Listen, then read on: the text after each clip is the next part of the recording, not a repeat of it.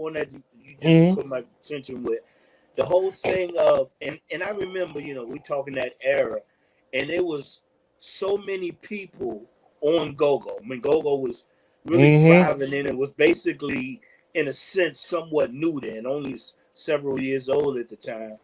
And but you did have that handful of people that were me myself. Let me just say, me myself, I knew popular hip hop songs, right? Mm-hmm. Mm-hmm. From hip hop acts coming from, up north, New York. And but I was strictly hardcore go-go. Right.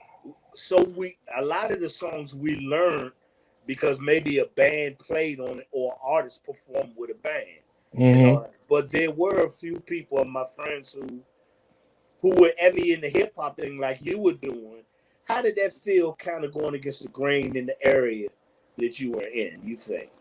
Did Well, it Kato is funny because in the 80s it was really real closely aligned. You know what I'm saying? Because you gotta uh, remember, of course, you know what I'm saying, when go-go first time you had Trouble Funk and hip hop was sampling a lot of go-go. They was doing Trouble Funk, they was collabing.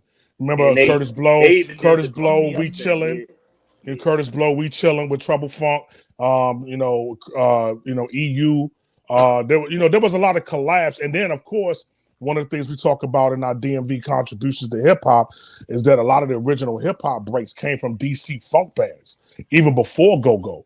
You know what I'm saying? It came from Soul Searchers when it was Los Sopranos. It came from Skull Snaps. It came from a lot of like popular hit, and a lot of the New York DJs flashing them.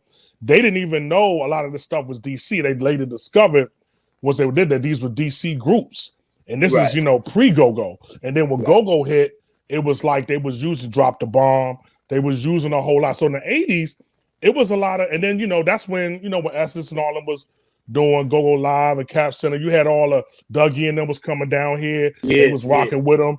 So it was a lot of meshing. And one of the things I talk about in the so it was love, but one of the things I talk about in my doc is how things went awry on the streets with the street culture of the hustlers in the Yeah. 90s. So when the New York dudes was coming down here in the 90s, doing the street thing, and especially when Rayful Emmett got locked up, you know what I'm saying, and all that, Alpo and them coming down here and all that, there was a lot of beef and things went crazy between New York and DC, and a lot of dudes was getting murdered. So I was catching a lot of that backlash. I think come to find Really? out now, yeah, Right. because the whole attitude had changed to hip hop because hip hop was looked at as New York stuff. Yeah. You know what Yeah. I'm saying? It was love in the 80s, but when things went awry in the neighborhoods and the Yeah. Now streets, that you you know what I'm mention it. saying? Me and Shot Rock talked about that on because her and my man Timothée and Bowie State got a class Right. and with her and everything. So, and the guy who did the book that I'm a subject of, he's a tenure professor there as well. So we did that class, and I mentioned it, and she was like, "Dang, Priest, you right." A lot of people hadn't put that together, but I was catching a lot of flack here for representing hip hop. I was trying to represent our area, right, just through the culture. But they were Right. saying, "Oh, you doing that rap stuff, man? Oh, you that's that Bama New York stuff, man. We don't Right. we don't get down with that type of thing." And I think it was because of what was happening on the streets, and it bled into the industry as well. CeeLo talked about that. He's on the dock as well. You know what I'm saying? Yeah. So that's kind of when the 90s is when I started getting it. And then inversely, I would go up New York and battle with Rhymes, and then I was swinging with Biz then. You know what I'm saying? Right. So it was like when I go up there, it was like Casper's I was finding I gonna was say, did you get flack from them when you went up yeah, there? yeah, Knowing yeah. that I you mean, it was like, oh, yo, you nice. It was like, oh, you nice.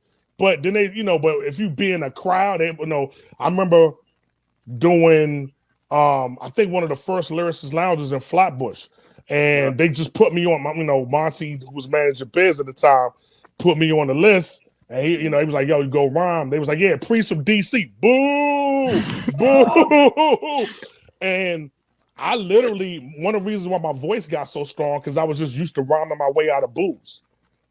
And I would just rhyme and freestyle on dudes, and they was like, "Oh, Slim, he nice, son." They would give me all that. He nice and all that. They wouldn't. It would still be like, all right, whatever. But it was like, yeah, dude is nice. So, but and then you come back home, and it's like, oh man, nobody paying attention to that. You know what I'm saying? Right. So it Wow. was a big difference in the 90s. You know what I'm Yeah. saying? And even when hip hop started coming out, it wasn't New York hip hop. It was like Scarface, Devin the Dude, Pop. You know what I'm Yeah. saying? It was the down south type stuff. You know what I'm saying? So yeah, there was kind of like a whatever to, you know. What would you And say it's about the what would